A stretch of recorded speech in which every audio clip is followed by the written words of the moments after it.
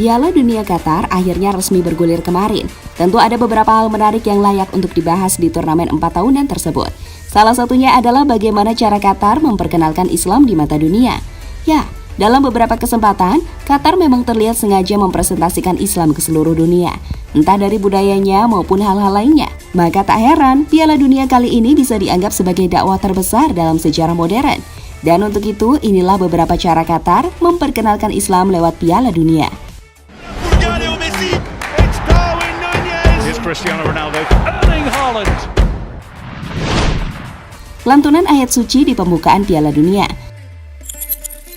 Yang pertama dan masih viral sampai saat ini adalah bagaimana cara Qatar mengemas pembukaan Piala Dunia dengan cara yang berbeda, di mana mereka mengutus Ghani Muftah untuk membaca Al-Quran di tengah-tengah opening pembukaan. Tentu sebuah hal yang membuat dunia semakin tahu, karena pembukaan Piala Dunia tadi malam pasti disaksikan oleh orang di seluruh dunia. يا أيها الناس إنا خلقناكم من ذكر وأنثى وجعلناكم شعوبا وقبائل لتعارفوا إن أكرمكم عند الله أتقاكم. We were raised to believe that we were scattered on this earth as nations and tribes, so we could learn from each other and find beauty in our differences. I can see it.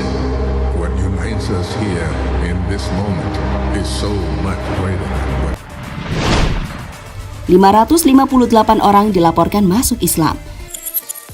Menurut surat kabar Dai Qatar, dalam sepekan ada kurang lebih 558 orang yang diperkirakan masuk Islam, di mana mereka mengaku takjub dengan apa yang disajikan oleh Qatar selama persiapan hingga awal Piala Dunia dimulai. Maka semakin menarik dinantikan. Ada berapakah orang yang bakal masuk Islam hingga 1 bulan ke depan? Mengingat Piala Dunia bakal berlangsung sampai bulan Desember mendatang.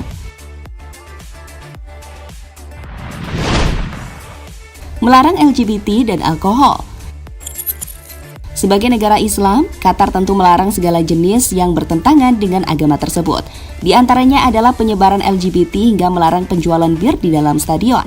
Dan terbaru, FIFA selaku panitia penyelenggara melarang timnas Inggris dan Harry Kane untuk mengenakan band kapten dengan simbol One Love, di mana simbol itu adalah sebuah representasi dari LGBT.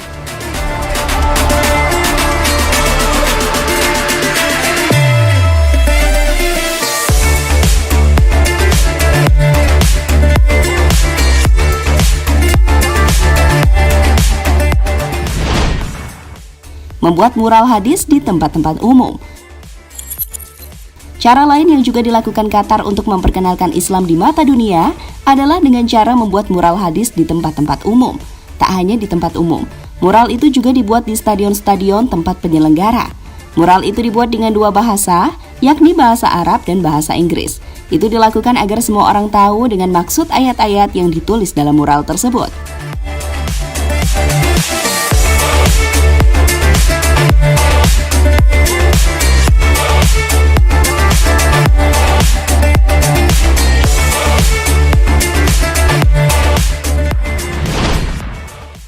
QR Code di kamar hotel.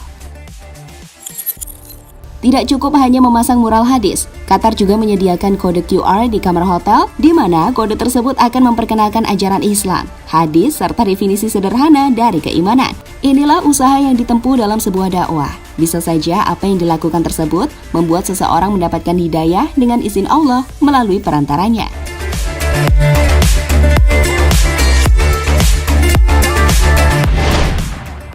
Memasang mikrofon untuk azan di stadion. Dalam Piala Dunia kali ini, Qatar sengaja memasang beberapa mikrofon yang mereka tempatkan di dalam stadion. Mikrofon itu berguna untuk mengumandangkan azan jika waktu sholat sudah tiba. Dengan adanya tindakan itu, bisa saja orang-orang yang non-muslim bisa tergugah hatinya untuk memeluk agama Islam. Kalau tidak, ya tidak masalah, mengingat tujuan utama adanya mikrofon adalah untuk azan, dan sebagai pengingat bagi umat muslim untuk segera menunaikan ibadah sholat.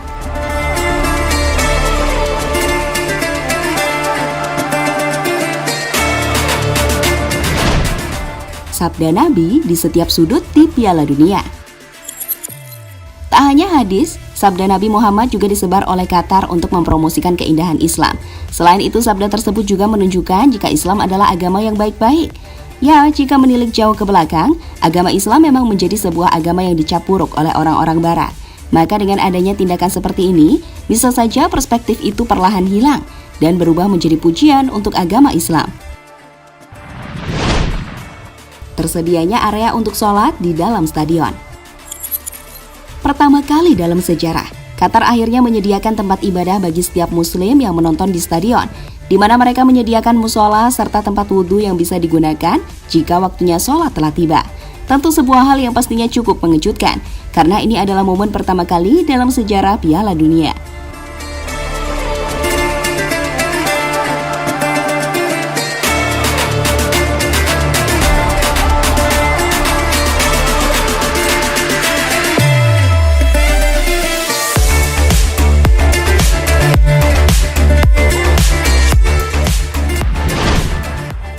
Kumandangkan azan di 5 waktu yang berbeda.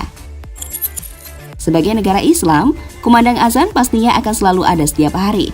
Bahkan itu tidak terjadi sekali, melainkan 5 kali. Dan momen itu pernah dirasakan oleh timnas Inggris saat mereka menjalani latihan perdana usai tiba di Qatar beberapa waktu yang lalu. Dan seperti inilah detik-detik saat latihan timnas Inggris diiringi dengan kumandang azan.